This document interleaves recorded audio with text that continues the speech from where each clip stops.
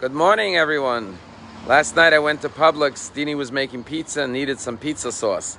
And when I came there, I was looking for a brand that had a kosher symbol on it, certification.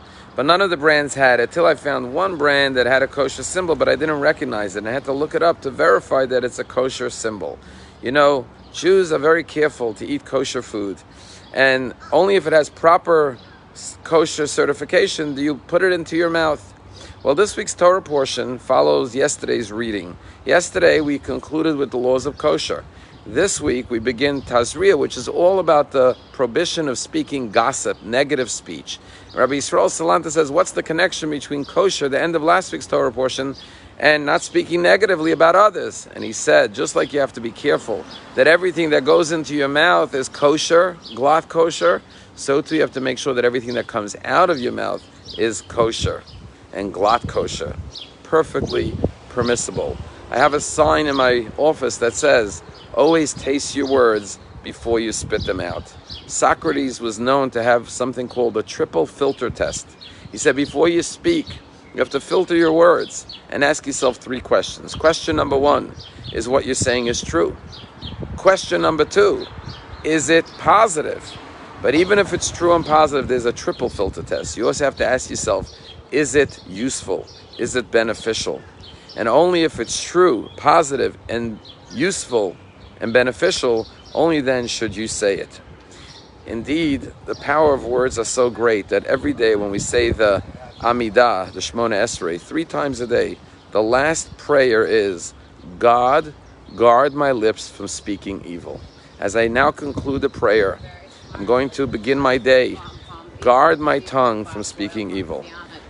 God created the world through speech to teach us that we can create worlds through speech, but we could also destroy worlds through speech. We could destroy people's lives through negative speech. Words have great power. Yes, we believe in freedom of speech, but speech is the greatest gift God gave us to form loving bonds of relationships with others, to learn from one another. We should never misuse or abuse that gift. When I was a student learning in Crown Heights in the 80s, there was a man who came to live in the community. His name was Shimon. And everyone knew Shimon because sadly his face was very deformed. It was blown up, swollen, purple. He had large lips that protruded from his face. And people would have a difficult time looking at him. And people pitied him.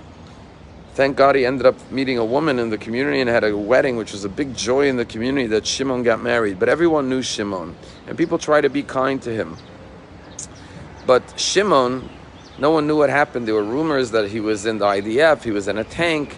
The tank was hit and his face was injured and deformed as a result of that tragedy, that accident that happened when his tank was hit by a missile. But whenever the Rebbe would come pray in the synagogue, when he would do the repetition, when the Chazan would do the repetition of the Amidah, the Rebbe had a custom. He would sit at his seat and he would follow along in the prayer book as the cantor repeated the Amidah, the Shemona Esrei. And the Rebbe would always put his hand on his forehead to focus and concentrate on the words in the prayer book. But one day the Rebbe didn't do it, and no one knew why. He'd always done that every day. That was his routine, and suddenly he didn't do it, and it was a surprise. They waited to see what would happen the next day, and then the Rebbe went back to putting his hand on his forehead. But no longer was it day in, day out routine. It depended. Some days he did, some days he didn't, and that was very unusual for the Rebbe. And then someone figured it out. They noticed that whenever Shimon was in the room by prayers, the Rebbe would not put his hand on his forehead. He would keep his hand down. Only when Shimon was not in attendance would the Rebbe resume his normal practice. And they realized that the Rebbe didn't want Shimon to think that, God forbid, he was covering his eyes to not have to look at his face because it was so difficult to look at it. He was being sensitive to Shimon and making sure that no one misinterpreted his hands on his forehead as blocking his eyesight not to view Shimon. Obviously, the Rebbe was doing this every day of his life. It had nothing to do with Shimon, but lest Shimon misinterpret it or think something negative, or someone else may say something negative, the Rebbe did not do his normal practice of covering his eyes. And what the Rebbe taught us and what the Torah portion teaches us is that our words are very powerful and our actions are very powerful.